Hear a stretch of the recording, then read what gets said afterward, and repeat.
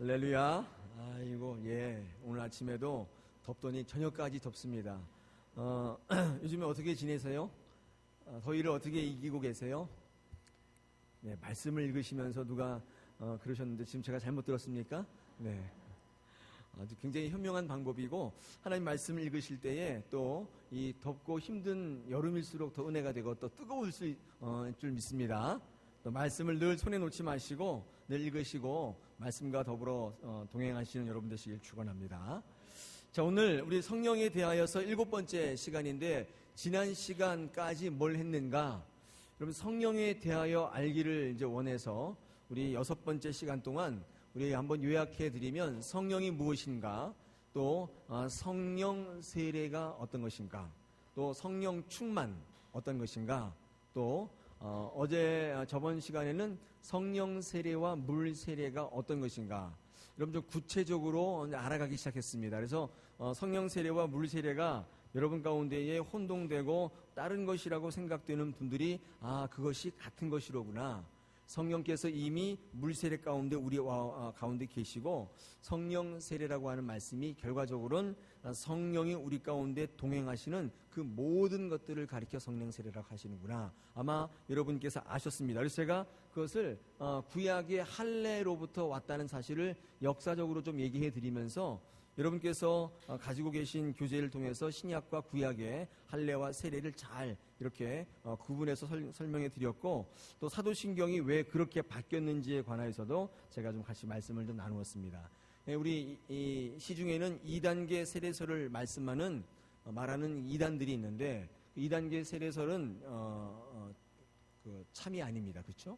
어떤 성령의 역사를 강조하고자 하는 이단들이 성령과 물 세례를 구분하여서 우리로 하여금 성령에 관한 이해가 없게 만드는 이단들입니다. 그래서 여러분 그것을 잘 구분하시라고 2단계 세례설에 대해서 좀 말씀을 드린 바 있습니다. 오늘은 성령에 관하여 7번째 시간인데, 성령의 9가지 열매, 우리 갈라디아서 5장에 나와 있는 우리 성령의 9가지 열매를 한번 중심으로 해서 성령께서 어떤 열매를 맺게 하시고 어떤 부분에서 관여하시는지 한 번 더 좀 묵상하는 좀 시간을 갖겠습니다. 여러분, 제가 드린 유인물에 그 맨 위에 갈라디아서 5장 22절 23절이 기록되어 있는 거 보이시죠? 우리 한번 다 같이 한 목소리로 한번 읽겠습니다. 준비되셨습니까? 시작.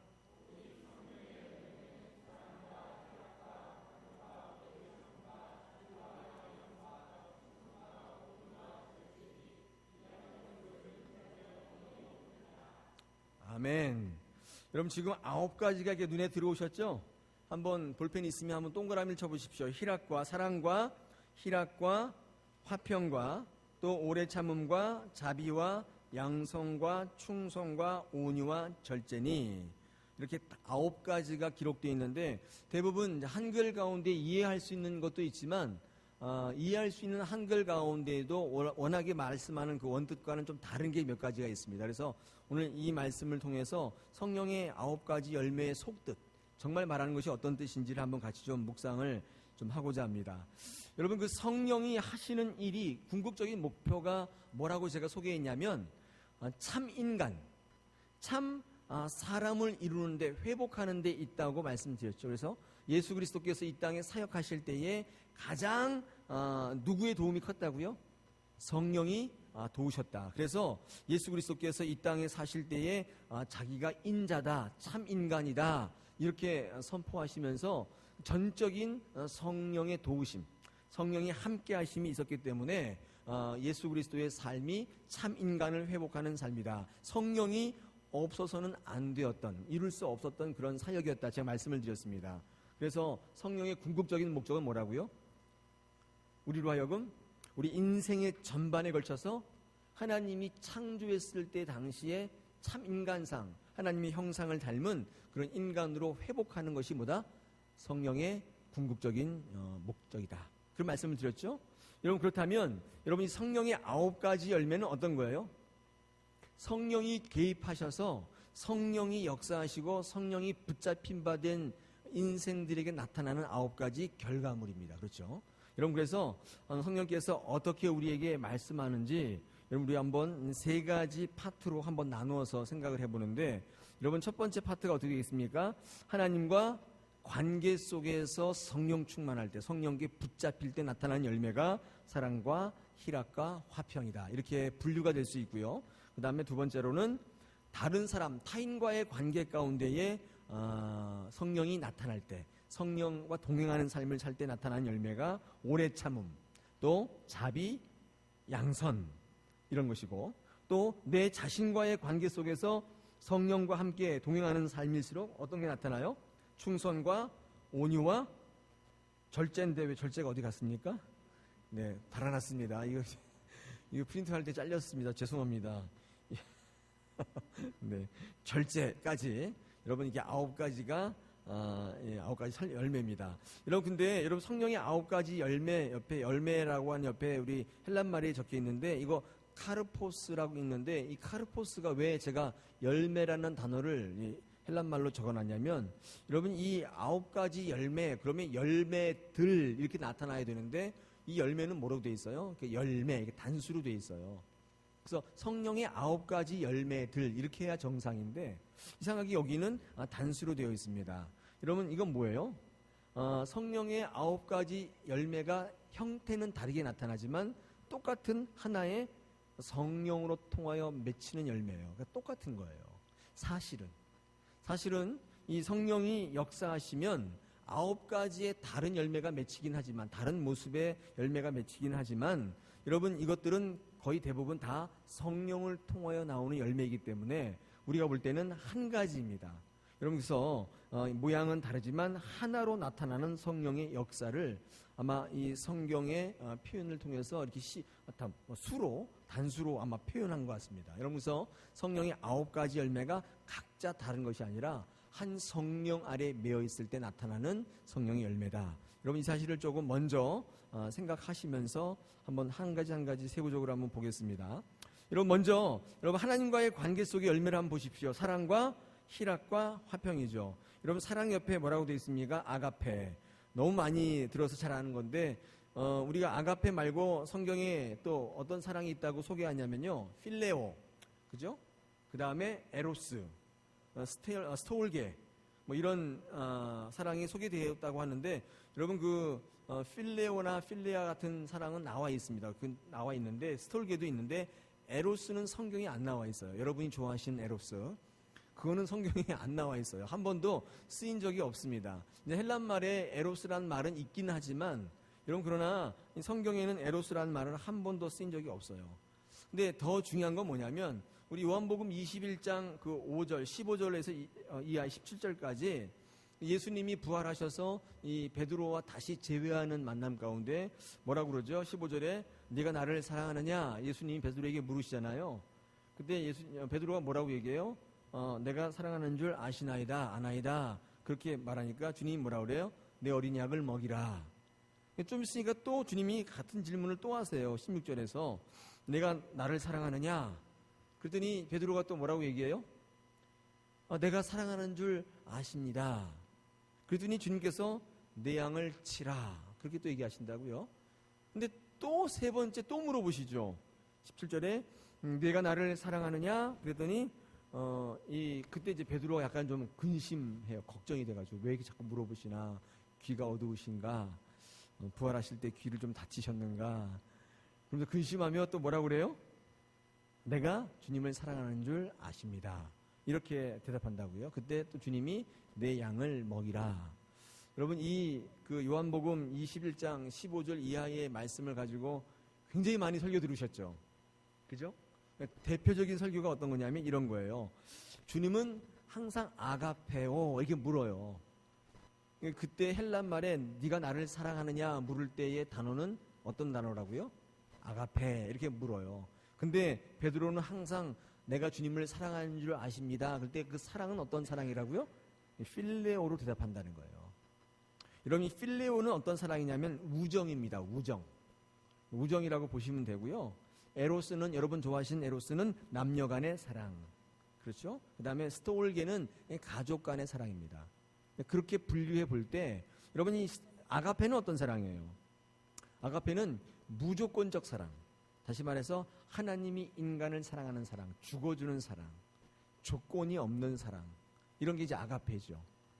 이제 그러니까 이제 주님은 아가페로 물어보셨는데 베드로는 어떻게 대답한다고요? 필레오로 대답한다. 그랬더니 맨 마지막에 주님께서 네가 나를 사랑하느냐 할 때 그 사랑은 아가페가 아니라 필레오입니다. 그러니까 맨 처음에 두 번은 아가페로 물으셨는데 베드로가 계속 필레오로 대답하니까 주님이 아가페오 이렇게 물어보니까 이 베드로가 아가페로 필레오로 물어보니까 베드로가 필레오로 대답했다는 거예요. 그래서 여기에 대해서 많은 분들이 뭐 이런저런 설교를 많이 하셨는데 여러분 그러나 신약 성경의 이 아가페의 사용 용도를 보면 이게 이렇게 구분되어 있지 않아요. 사실은 그냥 아가페가 쓰여질 곳에 필레오도 쓰여지고 있고요. 또 필레오가 쓰여져야 될 자리인데 아가페가 쓰여지고 있고 사실은 이게 구분되어서 쓰여지지 않는다는 사실을 좀 원어를 공부하시는 분들은 거의 다 압니다. 이게 이렇게 구분되어지지 않는데 성경에서 이 단어를 이렇게 구분 짓는 것은 제가 볼 때 올바른 해석은 아니라고 생각이 됩니다. 여러분 이 해석을 가지고 뭐 이렇게 해석들을 합니다. 하나님께서 예수님께서 베드로에게 내가 너에게 전적으로 다 내어주는 죽어주는 사랑을 했는데 너도 그런 사랑을 하느냐 이렇게 물었더니 베드로가 자신이 없어가지고 필레오로 대답했다. 그랬더니 주님께서 맨 마지막에 얘 안 되겠다. 그냥 아가페로 물어보면 내가 잠깐 주눅이 들겠구나. 그래서 아가페오 물었더니 그때 베드로가 고민하면서 필레오 이렇게 필레오로 물으니까 필레오 대답했다. 말이 안 되는 사실이에요. 그죠? 주님이 그렇게 얘기하신 게 아니고요. 사실 이 필레오와 아가페는 다 하나님의 사랑인데 구분지어 쓰이는 것이 아니라 하나님의 성령 안에 있을 때 똑같은 사랑이에요. 하나님께서 하나님과의 열매 가운데 내가 하나님을 사랑할 때 어떤 사랑이 성령의 열매로 나타나는가 하면 성령이 저희와 함께하면 내가 조건 없는 사랑으로 또는 가족의 사랑으로 우정과 남녀 간의 사랑으로 다 나타나는 거예요. 여러분 사랑은 하나님의 열매인 줄 믿습니다. 그래서 성령에 붙잡힌 바 된 사람은 항상 하나님과 관계 통해서 어떻게 나타나요? 사랑으로 나타나는 거예요. 여러분 근데 이런 말은 의미가 있어요. 중간자적인 사랑. 한번 여기 적어 놓으시면 좋을 것 같은데 거기 적혀 있죠. 여러분 이 중간자적인 사랑이 뭐냐면 예수님께서 우리 인간에게 보여주신 사랑은 하나님과 인간 사이에서 중보하시기 위해서 중간자적인 역할을 무조건적으로 죽어주시는 사랑을 이제 해주신 것이죠. 여러분 그래서 막힌 담을 허시고 벽을 무너뜨리는 그런 사랑이었습니다. 여러분 그래서 성령을 통하여 훈련된 분들, 성령에 붙잡힌 바 된 사람들은요 항상 이 중간자적인 사랑으로 나타나요. 그러니까 어떤 것을 화합하고 어떤 것을 연결하고 화목하는 사랑의 형태로 나타난다는 거예요. 남녀 간의 사랑도 하지만 여러분 남녀 간의 사랑 꼭 뭐 부모와 자식 간의 뭐 사랑 이게 어떤 이기적인 것이나 자기를 위한 사랑이 아니라 이 중간자적인 사랑으로 많이 나타난다는 거예요. 그래서 사랑은 하는데 어떤 사랑이에요? 남들을 엮어주고 화목하게 하고 대신 내가 죽어주는 그런 무조건적인 사랑을 보인다는 거예요. 그래서 중재하는 사랑, 화목해 하는 사랑, 희생과 죽어줌과 손해가 나타나는 사랑을 감행한다는 거예요. 여러분 이것이 성령의 열매적인 사랑이에요. 여러분 자기 자식을 사랑하지 않는 분 있어요? 없죠? 뭐 많으신가 봐요. 저희 교회는. 여러분 그런데 자기 자식이 있음에도 불구하고 남의 자식을 위하여 내 자식을 희생하는 분이 있잖아요. 그 누구예요? 예? 누구긴 누구예요? 하나님이시죠. 예. 그렇잖아요. 여러분을 위해서 자기 자식을 희생하는 중간자적인 사랑이 굉장히 중요한 거거든요. 여러분 이것이 지금 오늘 말씀하는 성령 가운데 사랑입니다. 우리 가정의 행복도 중요하지만 남의 가정의 행복을 위해서 내 가정의 행복을 일부 희생하는 거예요. 내 자녀가 너무 중요하지만 내 자녀에게 줄 돈도 없지만 다른 자녀를 위해서 돈을 기부하고 헌신하는 거예요. 여러분 이건 뭐예요? 성령에 붙잡힌 바 된 사람들이 나타나는 사랑의 특징이에요. 여러분 물론 뭐 다 사랑하잖아요. 그렇다고 성령이 다 충만한 건 아니고 여러분 그 사랑이 성령의 사랑이 아니라 다 어떤 사랑이에요? 중간자적인 사랑이다. 여러분 그래서 여러분 사랑의 다른 표현으로 우리가 어떤 말을 쓰냐면 희생, 내어줌, 손해, 이게 다 사랑의 다른 표현입니다. 어떨 때? 성령 안에 있을 때. 여러분, 그래서 다른 사람을 위해서 죽어주는 사랑만큼 큰 사랑이 있다 없다? 없다. 왜요?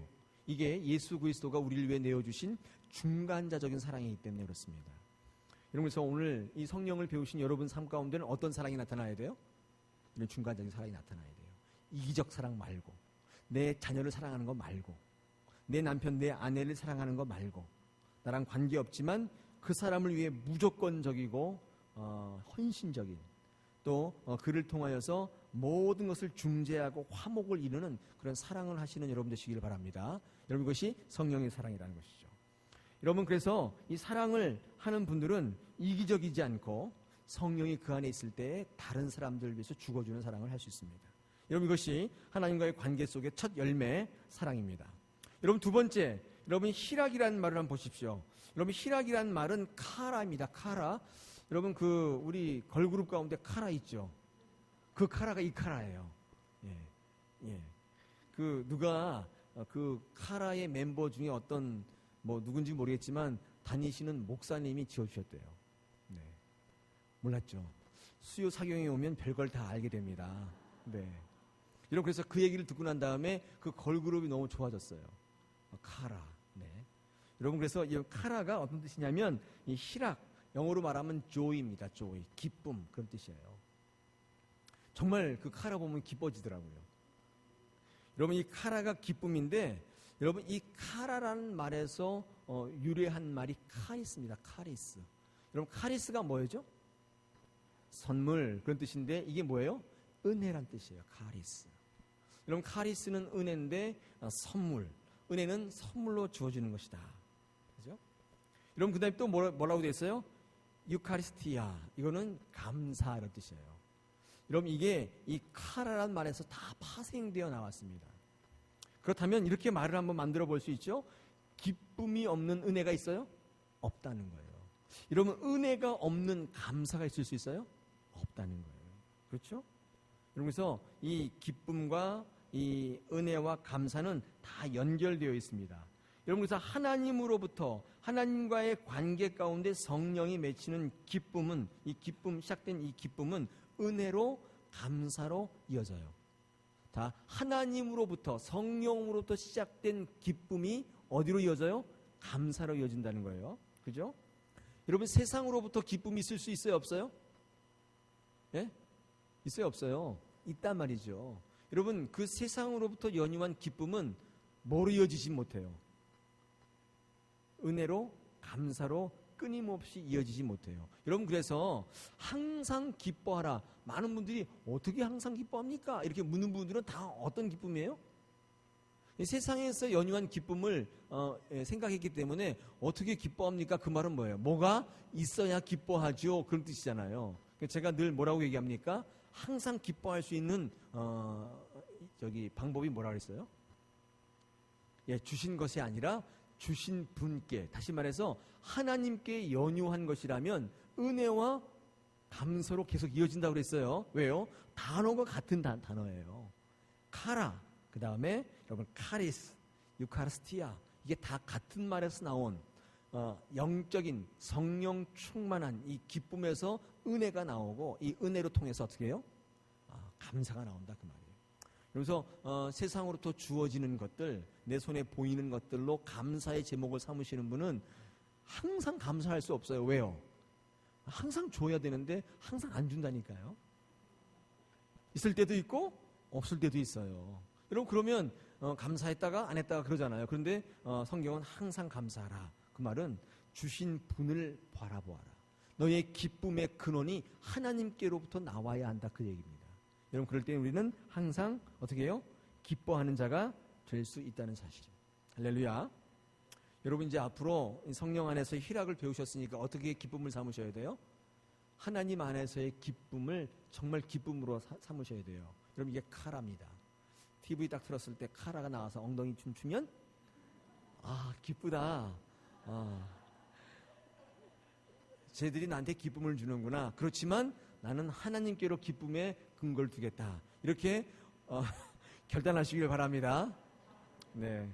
제가 한번 기회가 됐으면 카라를 초청해서 한번 엉덩이 춤을 좀 보여드리고 싶었는데 그건 안 되고, 여러분께서 은혜와 감사가 넘치는 삶이 되시기를 바랍니다. 여러분께서 성령 안에 있는 데의 기쁨, 여러분 이것이 은혜와 감사이다, 이렇게까지 확장되어지면 성령 안의 열매의 희락을 100% 이해하신 거예요. 세상에서도 기쁨이 있지만 그것은 영원한 기쁨, 항상 감사가 안 돼요. 있을 때 있고 없을 때 있으니까. 자, 여러분, 그래서 하나님과의 관계 가운데에 있을 때 이 사랑과 희락은 하나님의 감사를 풍성하게 해준다는 거예요. 하나님과의 관계 가운데 이 사랑과 희락이 빼놓을 수 없는 하나님을 만나는 조건입니다. 조건 없는 사랑, 그렇죠? 그리고 주신 분을 바라보는 기쁨, 감사, 하나님의 관계를 풍성하게 하는 성령의 역사입니다. 그럼 성령이 지금 세 가지의 파트에서 역사하시죠. 하나님과의 관계, 또 타인과의 관계, 또 내 자신과의 관계에도 성령은 계속적으로 역사하고 있다. 여러분, 그것을 전제로 지금 공부를 이제 하고 계신 겁니다. 여러분, 세 번째 보십시오. 화평. 여러분, 화평에 에이레네 있지요. 여러분, 화평이 있는데, 여러분, 이 화평이란 말을 딱 들으니까 뭐가 생각나요? 마태복음 10장 34절이 딱 생각이 납니다. 그죠? 내가 세상에 화평을 주러 온 줄 생각하지 마라. 화평이 아니요 뭐라고요? 검을 주러 왔노라. 여러분, 이것도 잘 모르시는 분이 많이 있습니다. 이 화평이란 말과 이 검이란 말을 정확하게 매칭시킬 수 없기 때문에 잘 모르시는데, 여러분, 이 화평이란 말을 똑같습니다. 하나님께서 주시는 또 평화이고, 하나님께서 주시는 온유함이 그 화목인데, 여러분, 이 화평을 주러 오지 않았다는 말이 뭐예요? 주님은 평화를 주러 온 분이 아니라 어떻게 해요? 네, 검을 주러 왔다. 이렇게 한 이때 이 화평과 검은 뭡니까? 많은 이스라엘 사람들이 오해를 했습니다. 하나님께서, 예수님께서 이 땅에 오실 때에 뭐 때문에 오셨다고 생각한 거예요? 자기네들의 부족한 것들을 메워주시러 오신 분인 줄 알았어요. 여러분, 이스라엘 백성들이 당대에 어떤 실수를 했냐면, 자기네들이 로마의 속국이고 식민지 가운데 있기 때문에 자기에게 평화를 주고, 또 자기에게 없는 자유를 주고, 또 못 먹고 못 사는 그 사회의 개혁을 일으켜서 뭔가 다른 것들을 주는 어떤 자기의 부족함을 채우는, 부족분을 채우는 풍성자로 메시아를 이해했는데, 여러분, 사실 이 메시아가 그렇게 오신 분이 아니라 어떤 걸 주러 오셨어요? 그러니까 구원을 주러 오셨다는 거예요. 여러분, 이 구원이라고 하는 말과 이 모든 것을 풍족히 채워주는 이 풍성한 자랑이 좀 다릅니다. 왜냐하면 예수님께서 구원을 이루시는 방법이 뭐였어요? 화평이 아니라 투쟁이었어, 투쟁. 그죠? 이 악한 마귀들과 싸워서 그들을 굴복시켜서, 또 그 굴복시키는 방법이 자신을 조건 없이 내주고 희생함으로 말미암아 모든 것을 다 할 수 있는 무능력, 또 모든 것을 다 가진 어떤 거요? 예, 무소유. 이런 것으로 그들을 굴복시켰기 때문에 사실은 화평이 아니라 뭐예요? 투쟁이고 검이라는 거예요. 이런 것에서 구원이라고 하는 것은 평화가 아니라 뭐예요? 사실은 나를 포기하고 나를 내어주고 또 그들과 맞서 싸워서 그 악한 괴계를 물리치는 투쟁의 역사예요. 제가 오늘 창세기를 이제 이렇게 읽으면서 오늘 창세기 3장 우리 15절에 여자의 후손과 또 사탄의 후손, 이 얘기를 하면서 어떤 얘기를 했냐면, 인간이 범죄할 때 하나님께서 이 사탄에게 뭐라고 얘기하냐면, 너의 범죄 또 인간의 범죄로 인하여 앞으로 모든 역사는 어떤 역사가 될 것이다? 네? 사탄과 여자의 후손이 누구예요? 그리스도와 그 성도들, 사탄과 악의 추종자들과의 투쟁사가 될 것이다. 창세기 3장 15절에 그렇게 예고하셨어요. 왜? 하나님께서 주신 풍성함을 잊어버리고 하나님께 맞서서 죄를 범했기 때문에 하나님께서 그들에게 반드시 죄를 물으셨는데, 그 이후의 모든 인간의 역사는 악한 마귀와 성도 간의 투쟁사. 여러분, 그러나 우리 예수 그리스도와 더불어서 우리는 그의 사탄의 머리를 치명적으로 상처를 입힐 것이고, 그들은 우리의 발꿈치를 조금 다치게 할 것이지만 어떻게 해요? 나중에 부활하심으로 말미암아 예수 그리스도의 순환과 모든 고난은 다 이겨낸다. 여러분, 창세기 3장 15절에 예고하고 있다는 거예요. 여러분, 그래서 조금 마음에 안 들지 모르지만 우리가 구원을 이루는 역사는 뭐예요? 투쟁사라는, 어떤 의미에서는 투쟁사입니다. 여러분, 그래서 화평이라고 하는 말은 평화이긴 하지만 여러분, 결과적으로 어떻게 해요? 하나님께서 우리에게 주시는 구원을 이루는 종국적인 목적이에요. 평화를 이루기 위해서 우리는 투쟁한다는 거예요. 여러분, 그래서 하나님께서는 우리에게 늘 끊어내고 잘라내고 사탄 마귀로부터 오는 것으로부터 거절하고 늘 하나님의 주시는 말씀으로 무장하라고 그 검을 가지라고 말씀합니다. 여러분, 사사기 2장 1절로 5절 한번 펴보십시오. 거기 보니까 이스라엘 백성이 가나안에 진주했는데 이스라엘 백성들에게 끊임없이 요구하는 하나님의 명령이 뭐예요? 쫓아내라. 그 얘기를 항상 하세요. 여러분, 이제 이 이야기를 읽을 때 제가 드는 생각이 뭐였냐면, 좀 같이 살면 안 되나? 원래 가나안 민족 그 땅이 원래 누구 땅이에요? 이스라엘 백성 땅은 아니잖아요. 하나님의 땅이죠, 그죠? 근데 가나안 백성, 그 이스라엘 백성들에게 가나안 땅으로 진주를 시켰는데 또 가보니까 거기에 이미 원 주민들이 살고 있었잖아요. 그렇죠? 그러면 조금 이렇게 소유권을 좀 인정해 줘야 되는 거 아니에요? 남의 땅도 요즘도 마찬가지예요. 남의 땅에 누가 불법으로 점유해서 한 3년 정도? 한 5년 정도만 살면요, 소유권을 인정해 줍니다. 그런 거 모르시죠? 땅이 없으신 분들은요, 이게 빈 땅에 몰래 들어가셔가지고 집 짓고 한 3년만 살면요, 내 땅이라고 우기면 그 자기 땅이 돼요. 그렇지 않아요? 제가 잘못 알고 있는 거예요? 그 소유권을 점유하면 그게 우기면 자기 땅이 돼요. 그러면 3년이 아니라 한 20년쯤 됩니까? 오랜 시간이 지나면 그 땅을 자기가 주장하면 자기 땅이, 왜냐하면 제가 전에 있던 교회에 저기 방배동에 큰 땅이 있는데 거기에 몇몇 사람들이 들어가서, 왜냐하면 교회랑 떨어져 있으니까 그 땅을 관리를 할 수 없잖아요. 근데 거기 들어가서 구퉁에다가 이제 천막 짓고 살았어요. 한 7년, 8년을 살았어요. 그래서 그거 자기 땅이라고 우겨가지고, 독도도 아닌데, 그래가지고 막 소송을 한 적이 있었어요. 이게 뭐냐면, 한동안 오래 살면 자기 땅이라고 우기면 자기 땅이 되는 것처럼, 제가 우리 장로님께 다시 법적인 것을 검토해 보겠습니다.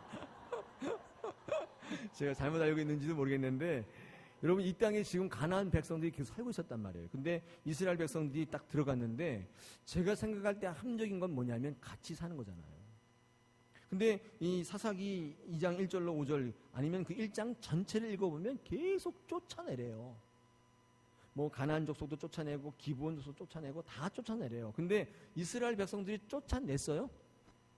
여러분, 사사기 1장 30절, 30절 보면 쫓아내라고 하는데 쫓아내지 못해요.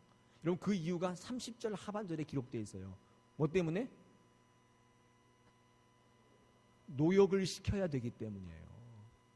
하나님의 명령이 떨어졌는데 그렇게 하면 아무 문제 없는데 자꾸 쫓아내지 않고 자꾸 어떻게 해요? 그냥 자기가 품는 거예요. 여러분, 그렇게 될 때 어떻게 해요?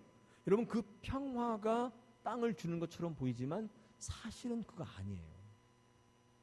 그렇잖아요? 같이 살면 좋잖아요. 싸울 필요도 없고 또 싸울 의지도 없는 사람들인데 왜 그들을 잘라내고 쫓아내야 되느냐? 하나님께서는 끊임없이 계속 쫓아내라고 하는데 잘라내지 못하는 우리를 범한다는. 여러분, 그래서 제가 지난주 청년부 때 설교했는데, 그래서 지금 이 중동 문제가 나왔어요. 여러분, 그래서 하나님께서는 우리에게 화평을 주러 오신 게 아니라 검을 주러 오신 거예요. 여러분, 때때로 하나님이 명령하실 때는요, 우리는 이 화평과 검을 두 양손에 쥘 수 있어야 돼요. 오늘 우리가 생각할 때에 이 하나님과의 관계 가운데 성령은 무작정 화평이 아니에요.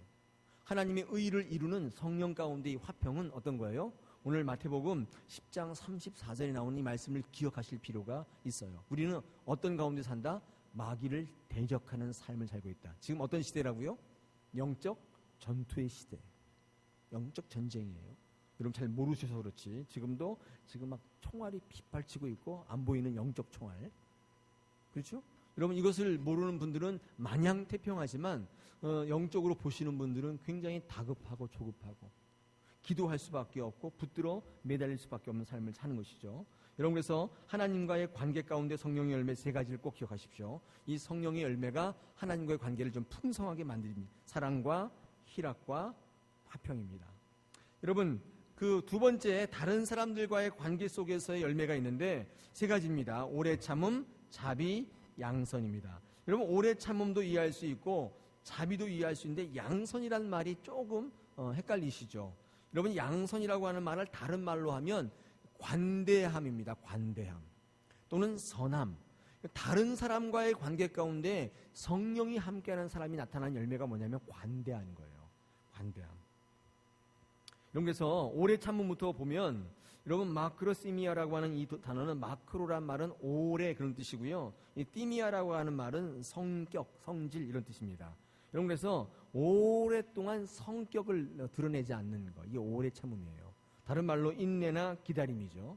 여러분, 이 인내나 기다림은 하나님의 속성입니다. 하나님의 속성이에요. 하나님께 나오는 속성이에요. 하나님은 그래서 우리에게 오래 참으시고 오래 기다려주세요. 여러분, 하나님의 속성을 하나님의 인격이라고 얘기해요. 제가 전에 말씀드렸죠? 하나님이 인격적이라는 말을 굉장히 기분 나빠하시는 분들이 있다고요. 어떻게 하나님이 인격적이냐? 여러분, 그렇게 말하는 분들의 생각이 뭐예요? 우리가 인격적인데 왜 하나님이 인격적이냐는 거예요. 반대예요. 하나님이 인격적인 것을 우리가 닮은 거예요. 우리가 인격적인 것을 하나님 닮은 게 아니에요. 하나님이 인격적인 거예요. 여러분, 그 인격이 제가 두 가지로 분류했는데 하나가 뭐예요? 참으심과 기다리심이에요. 이 두 가지가 하나님의 인격적인 거예요. 그래서 오래 참아요. 인격적이지 않다면 어떻게 참을 필요 없어요. 어떻게 하면 된다고요? 딱 때리면 돼요. 뭐 참을 필요가 뭐 있어요? 공포를 확 주거나 겁을 확 주면 되지. 하나님께서 왜 계속 1000년 동안 기다릴 필요가 뭐 있어요? 그건 뭐예요? 기다릴 줄 안다는 것은 인격적이라는 거예요. 여러분, 그래서 성령이 내재하 있고 성령이 충만한 분들은 오래 참아요. 하나님의 성격을 닮아 있어요. 그래서 사랑을 행사할 때도 참음이 바탕에 깔려 있어요. 여러분, 사랑이 없는 훈계는 역효과를 내는 거 아시죠? 여러분, 교회에서 누가 이렇게 눈에 거슬려요. 뭔가 잘못하고 있어요. 그러면 언제까지 기다리셔야 돼요? 예? 그가 사랑스러워질 때까지 기다리셔야 돼요. 그리고 나서 얘기하셔야 돼요. 안 그러면 역효과가 나요. 우리 생활 가운데 그런 거 우리가 경험할 때 있잖아요. 여러분, 자녀들한테 훈계하실 때 다 사랑하시지만 여러분, 엄격하게 여러분 속을 들여다보시면 사랑하지 않고 여러분 의를 드러내시는 훈계가 있어요. 가령 이런 거예요. 불러다 놓고 너 왜 공부 안 해? 내가 너 밥을 안 줬어? 옷을 안 줬어? 뭐 돈을 안 줬어? 왜 공부 안 해? 인서가. 여러분, 이렇게 화를 내시면 여러분, 그 아이가 그거 듣고 내가 그것을 잊어버렸네. 그러면서 열심히 공부합니까? 그러면 그 아이가 어떻게 나타나요? 그 말이 틀려요, 맞아요? 맞지요. 그러니까 어떻게 해요? 할 말이 없으니까 문을 쾅 닫고 들어가는 거예요. 여러분, 그래서 그러면서 우리 아버님은 뒤에서, 엄마는 뭐라 그래요? 나는 경험 없는 얘기는 안 해. 이렇게 얘기하시죠. 네. 여러분, 그런 어머니 아버지는 회개하셔야 돼요. 왜요? 그분은 인격적이지 않아요. 하나님을 닮지 않았다는 거예요. 다시 바꿔 얘기하면 사탄적 요소가 있는 거예요. 자식을 향해서 자기 의의를 드러내는 거예요. 여러분, 그것은 아무리 옳은 얘기라도 좋은 열매로 나타나지 않습니다. 왜요? 성령이 타인과의 관계 가운데 나타나는 오래 참음, 하나님의 속성이 그에게 없기 때문이에요. 아무리 옳은 얘기 해보십시오. 역효과가 자꾸 나타나요. 옆에 있는 분들한테 어이 김집사 그렇게 하지 마. 내가 당신 사랑해서 그러는 건데, 생각해서 그러는 건데 그렇게 하면 지옥 가. 여러분, 이렇게 옳은 말 해보십시오. 그분이 뭐야 저 인간. 그러면서 교회를 옮기거나 물을 끼얹거나 둘 중에 하나죠. 여러분, 그러면서 그분은 뭐라 그래요? 내가 뭐 틀린 얘기 했어? 틀린 얘기 하지 않으셨죠. 근데 뭐가 없어요? 인격적이지 않다는 거예요. 하나님이 주신 오래 참음이 타인과의 관계 가운데 성령의 열매로 나타나지 않았기 때문이에요. 이런 경우는 어떻게 한다고요? 오래 참으셔야 돼요. 언제까지? 그가 사랑스러워질 때까지. 여러분, 그리고 나서 조언하면 효과가 나타나요. 그가 그 말을 받아들여요. 여러분, 그래서 충고를 함부로 하시면 안 돼요. 여러분, 그것은 사탄적인 거예요. 교만한 거예요. 아무리 오라도 어떨 때까지 기다려야 돼요. 사랑스러울 때까지 기다리셔야 돼요. 여러분, 그래서 교회에서의 충고가 굉장히 기술적으로 잘 하셔야 돼요. 아무나 하시는 게 아니에요. 특별히 신앙의 연륜이 오래되신 분들은 그를 사랑할 때까지 기다리셔야 돼요. 사랑하도록 기도하셔야 돼요. 사랑하면 다 해결됩니다. 할렐루야. 여러분, 그래서 이 오래 참음은 다른 성경의 번역으로 보복치 않는 것으로 번역해놨어요. 공동 번역이라든지 이런 데 보면 오래 참음을 보복치 않는 것으로 바꿔서 번역해놨어요. 보복치 않는 건 뭐예요? 내 의를 가지고 그를 누르지 않는 것을 보복하지 않는 거예요. 그리고 하나님께서는 인내하시고 기다려요. 하나님의 속성이에요. 그래서 오래 참고 기다리는 분들은 어떤 분이에요? 다른 사람과의 관계 가운데 성령의 열매가 나타나는 분이에요. 여러분, 이런 분들을 잘 세우셔야 돼요. 이런 분들을 세우시면 교회에 분란이 없어요. 성격 급하시고 의로운 분들을 세우면 교회는 항상 분란이 있어요. 그분이 불의해서가 아니에요. 여러분, 교회 내에는 불의한 분 거의 없어요. 다 의롭습니다. 그런데 다른 사람과의 관계 가운데 성령의 열매가 나타나지 않기 때문에 문제인 거예요. 여러분, 오래 참음도 세상 사람들은 오래 참아요. 그런데 성령의 열매로서의 마크로시미아가 아니면 부작용이 나타난다는 거예요. 기억하십시오. 여러분, 자비는 여러분 크레스토스테스라고, 이게 영어로는 카인드로 되어 있어요. 카인드. 친절하신 거예요. 친절하신 거. 여러분, 제가 그 번역을 한번 읽어봐 드리면 이렇게 되어 있습니다. 자비가, 이 크레스토테스는 뭐라고 되어 있냐면, 해를 끼치지 않는 것을 넘어서 선 있죠. 선을 기원하는 적극적 행동입니다. 해를 끼치지 않는 것으로 끝나는 게 아니에요. 여러분, 해를 끼치지 않는 것은 뭐라고 그래요? 그건 방관이라고 그래요. 방관. 그것을 뛰어넘어서 선을 적극적으로 행할 수 있도록 어떻게 해요? 행동하는 거예요. 여러분, 이게 자비다. 좀 어려운 말이기도 한데 안 좋은 뜻으로는 방관이다. 여러분, 이 반대되는 뜻을 한번 생각해 보면 자비가 이런 것이로구나 알 수 있습니다. 여러분, 방관은 여러분 이렇게 남에게 해를 끼치지 않고 가만히 지켜보는 겁니다. 무관심일 수도 있는데, 여러분, 그것은 성령의 열매가 아니에요. 뭐 해를 끼치지 않는다고 나는 남에게 두 눈에 피눈물 나게 한 적이 없어. 여러분, 이렇게 했다고 해서 그것이 자비입니까? 아니에요. 뿐만 아니라 어떻게 해야 돼요? 그도 어떻게 해야 돼요? 그 일을 감당하며 다른 사람에게 선한 영향력을 미칠 수 있도록 그에게 권면하고 그에게 다가서는, 이게 자비입니다. 그저 바라만 보고 있는 게 아니에요. 그래서 자비는요, 방관과의 다른 뜻입니다. 자, 그리고 양선. 여러분, 양선은, 여러분, 이것은 이제 선함과 관대함인데, 여러분, 이 관대함이라는 것 여러분 좀 잘 아셔야 되는데, 이 관대함이라는 것은 뭐냐면 구체적인 방법으로 그에게 다가서는 것인데, 다른 말로 어떻게 번역되어 있나 보니까 이 양선은, 이 아가소시네는 다른 공동 번역에 솔선수범으로 되어 있어요. 여러분, 다른 사람과의 관계 가운데 성령이 역사하는 분은 어떻게 해요? 항상 먼저 선봉에 선다, 그 말이에요. 할렐루야. 여러분, 이런 분들이 어떤 분이에요? 성령의 열매가 나타나는 분이에요. 성령의 열매가 나타나는 분들은 항상 먼저 나서요. 먼저 하겠다고 해요. 여러분, 이게 솔선수범인데, 그리고 그것을 통해서 많은 사람들에게 어떻게 해요? 선이 어떤 것인가를 적극적으로 드러내시는 분들입니다. 여러분, 다른 사람과의 관계에서 성령의 세 가지 열매가 오래 참음, 또 자비와 양선, 이 세 가지가 있다는 사실을 좀 기억해 주시기를 바라고요. 이제 중요한 건데, 자기 자신과의 관계 속에서 열매입니다. 이건 되게 중요한데, 여러분, 가장 중요한 것 중에 하나가 이 온유라고 하는 말인데, 가장 성경에서 오해하고 있는 말들 중에 하나입니다. 이런 온유가 어떤 뜻인지를 제대로 아시는 분이 제가 만나봤는데 별로 안 계세요.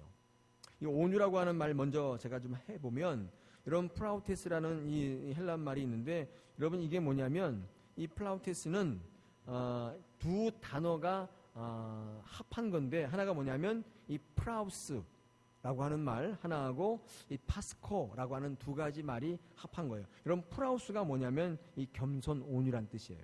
근데 여러분, 중요한 게 이 파스코라고 하는 단어가 중요한데, 이게 고통을 당하다, 그런 뜻이에요. 이 두 가지가 합해서 온유라고 하는 말이 나왔습니다. 여러분, 이게 왜 이런 거예요? 고통을 당해도, 죽음의 위협이 있어도 견디어내는 과정을 뭐라고 그래요? 그거를 온유라고 한다는 거예요. 온유는 그냥 부드럽고 약한 사람들, 그냥 가만히 얌전하게 있는 사람이 온유가 아니에요. 그럼 여러분 착각하신 거예요. 그건 온유가 아니에요. 그건 뭐 우리나라 말에 또 다른 말이 있겠죠. 그냥 부드럽고 가만히 있는 사람 뭐라 그래요? 멍청? 뭐라 그래야 되죠? 그걸 뭐라 그래야 돼요? 부드러운데 가만히 있는 거예요. 상황이 어떻든지 간에 관계없이 가만히 있는 거예요. 여러분 그런 사람들을 온유라고 그래요? 제가 그냥 즉석적으로 생각했는데 맞는 말 같아요. 멍청. 네. 아니면 무관심, 방관들일 수도 있겠죠.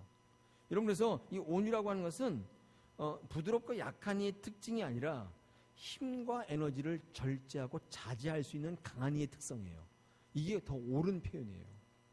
성령의 9가지 열매 가운데 가장 우리가 오해하고 있는 것들 중 하나가 이 온유인데, 여러분 이 온유는 이 프라우테스라는 말은 이 고통을 당한다는 말이 거기에 섞여 있다는 사실을 여러분 꼭 주목해서 보셔야 돼요. 또 하나, 여러분 이 프라우테스라고 하는 것은 이 프라소라고 하는 말에서 연유됐는데, 여러분 이 프라소라는 게 뭐냐면 실행하다, 수행하다, 그런 행동의 의미가 많이 내포되어 있는 단어예요.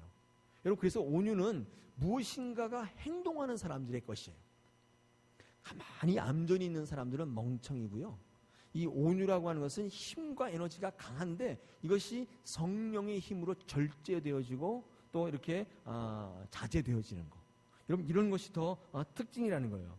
여러분 그래서 내 생각과 기분대로 하는 것은 온유예요? 아니라는 거예요.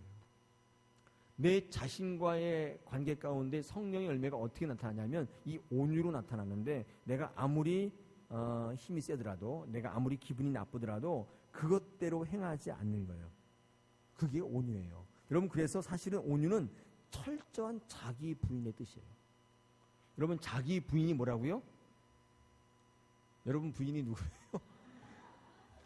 그 부인이 아니고요. 자기 부인, 디나이 하는 거죠. 여러분 그것이 온유입니다. 여러분 그래서 온유는 항상 성경에 보면 어떤 특정한 인물에 많이 쓰이고 있는데, 이 온유라고 하는 말의 특징은 거의 하나님 앞에 쓰이는 말이에요. 이 온유랑 같은 말이 겸손이라는 뜻도 있어요. 근데 여러분 겸손은 겸손한 사람 말 되잖아요. 근데 여러분 겸손한 하나님이란 말은 없어요. 예? 온유한 하나님은 있어도 온유한 사람은 없어요. 여러분 그게 성경적인 어법이에요. 근데 제가 좀 이따 말씀드리겠지만 이 땅의 온유함이 가장 승한 사람이 누구라고요? 모세다. 우리 여기서 적어놨죠. 민수기 12장 3절에. 여러분 이건 뭐냐 이렇게 물으실 수가 있겠죠. 제가 좀 더 이거 설명해 드릴 텐데, 여러분 아무튼 이 온유라고 하는 말은 사람을 주어로 거의 쓰지 않는다. 대부분 하나님이 주어다. 시편 18편 35절에 보면 거기에 온유한 하나님이라는 표현이 나와요. 제가 아무리 깡그리 뒤져도 온유한 사람은 없어요. 겸손한 하나님 없어요. 이게 두 개가 나눠집니다. 마태복음 11장 28절에 보니까 나는 마음이 어떻게 해요? 온유하고 겸손하니 나의 멍에를 메고 내게 배우라. 그러면 너희 마음이 쉼을 얻으리라. 여러분 이때 온유도 누구가 주어요? 하나님이셔요. 여러분 갈라디아 5장 22절에 온유와 절제니 이것을 금지할 법이 없다. 여러분 이 온유라고 하는 말의 주어는 누구예요? 성령의 성품이다 그 말이에요. 여러분 사람과의 관계 가운데 성령에게 붙잡힌 바 되어서 사람의 관계를 풍성하게 하는 사람의 성품이 뭐라는 거예요? 성령의 성품이라는 거예요. 성령이 관여하신다는 거예요. 인간의 성품에서 나올 수 없는 거예요. 성령 충만하면 온유해집니다. 인간의 성품으로 되는 게 아니라는 거예요. 할렐루야. 여러분 그래서 이 온유는 철저한 자기 부인이에요. 여러분 예수님께서 십자가에 죽어주시기까지 철저하게 자기를 부인했죠. 그렇죠? 여러분 그렇지 않습니까? 여러분 이 철저히 자기를 부여하는 이 온유함은 어디서 온 거예요? 네, 성령께서 도우신 거예요. 성령께서 주신 거예요.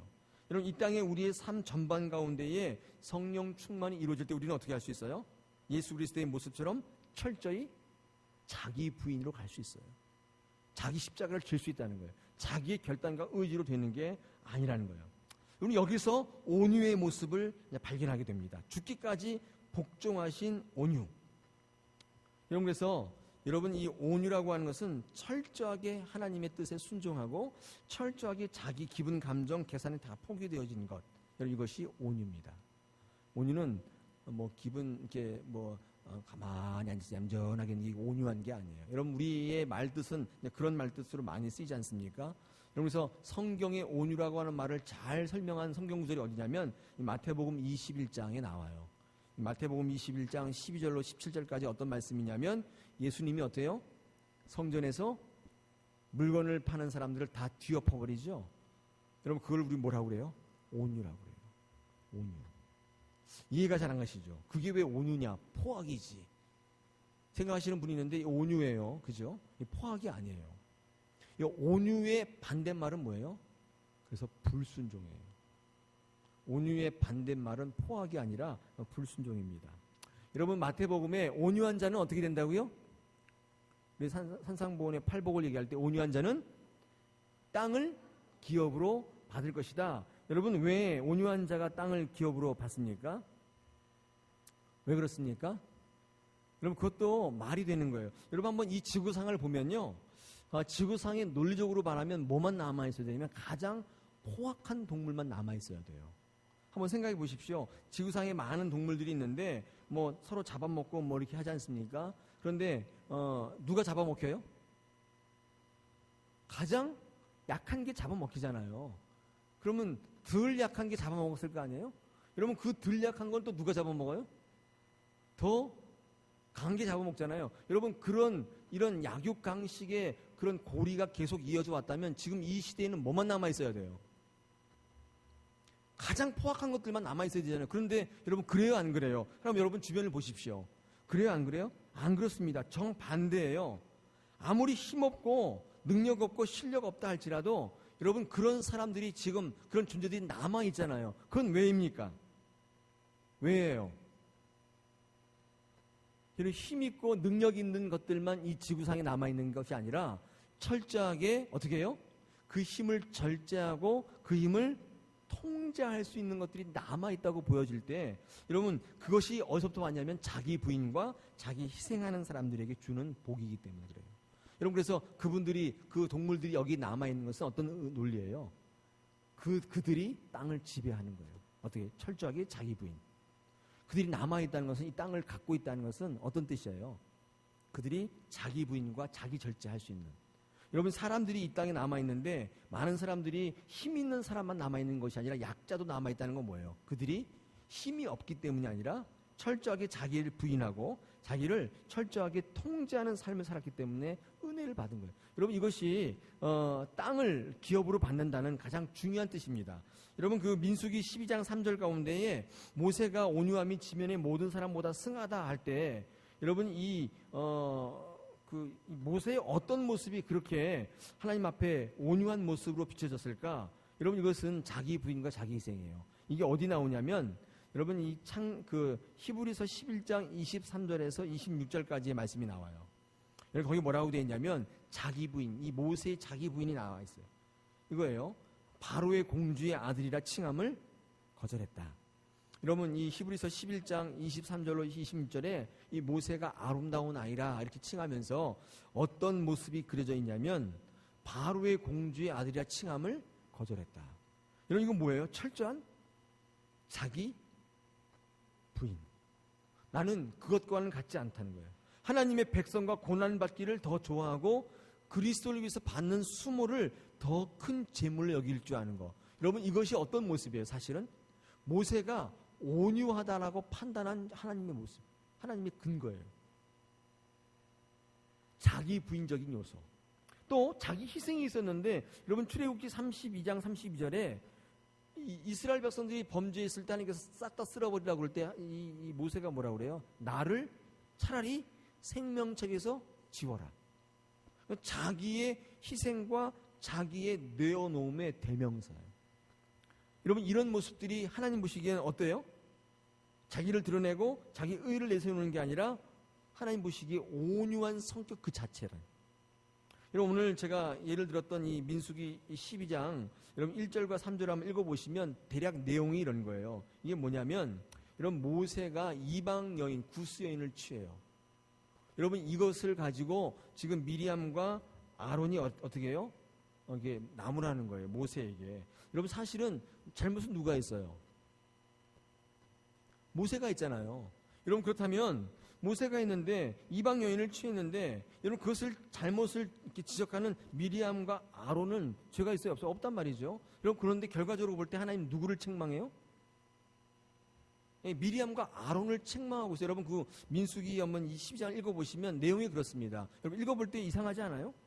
모세를 책망하셔야지 구스 여인을 취한 것은 누구예요? 모세란 말이죠. 잘못은 모세가 했는데 왜 미리암과 아론을 책망하냐는 거예요. 여러분 모세의 잘못을 지적하는 거, 여러분 이것은 하나님의 방식이고 하나님의 생각을 지적하는 거예요. 여러분 이 모세라고 하는 인물이 단순히 사람 모세가 아니라 어때요? 이 땅에 오실 예수 그리스도의 예표, 그렇죠? 그렇다면 여러분 이 모세가 하는 일을 지적하고 모세가 하는 일에 대해서 비방하는 것은 하나님을 비방하고 하나님을 어떻게 해요? 나무라는 거예요. 여러분 그래서 여러분 모세가 하는 일들에 대해서 비방했던 미리암은 어때요? 나병에 걸려요. 그렇죠? 벌을 받는다고요. 여러분 그래서 이 사건을 놓고 이 모세의 온유함이 온 지면의 사람들보다 승하다는 것은 모세의 행위를 말하는 게 아니라 뭐예요? 사실은 예수 그리스도의 행위예요. 여러분 구스 여인을 취한다는 것은 예표적으로 유형적으로 예수 그리스도가 이방 여인으로부터 태어나는 거예요. 이것을 탓하고 뭐라는 건 누구예요? 바리새인들이에요.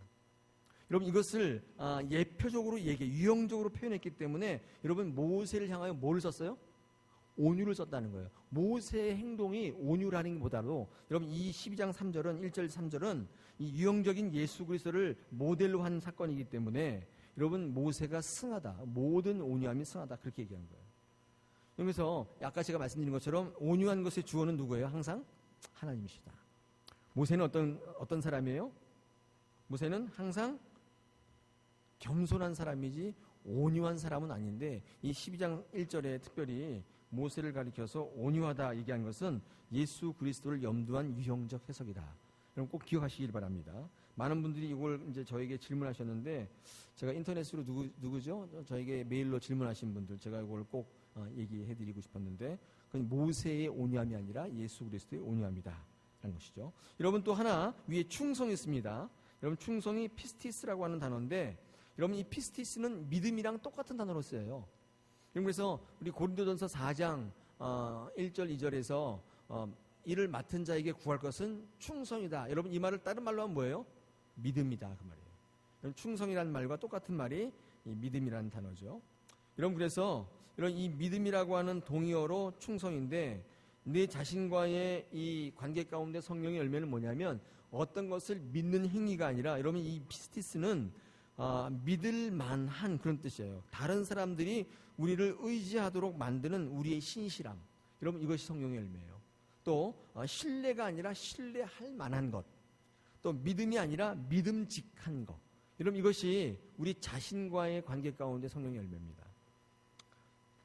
자, 여러분 그래서 우리 9가지 열매를 한번 쭉 보셨는데 보통의 경우는 이제 다 이해가 되는 말들이지만 특별히 몇 가지 말씀들, 특별히 희락, 화평, 그 다음에 양선, 온유, 여러분 이런 말들은 어떻게 해요?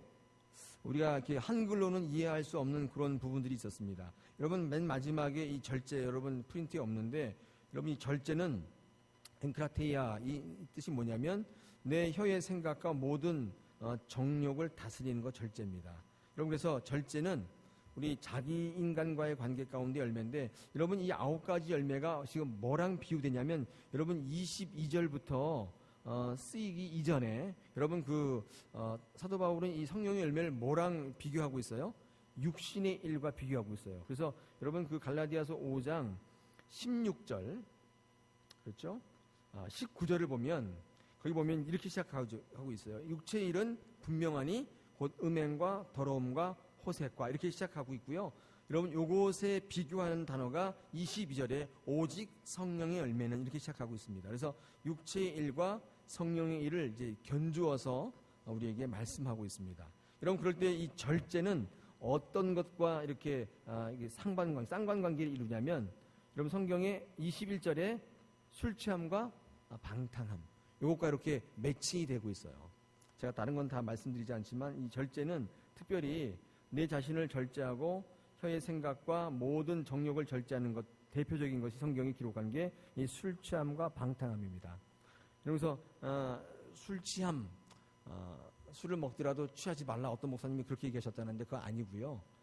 술은 드시지 말아야 되는데 술의 속성은 어떻게 해요? 마시면 취하게 돼 있죠. 그죠? 나는 마셔도 안 취해. 그런 분이 있어요?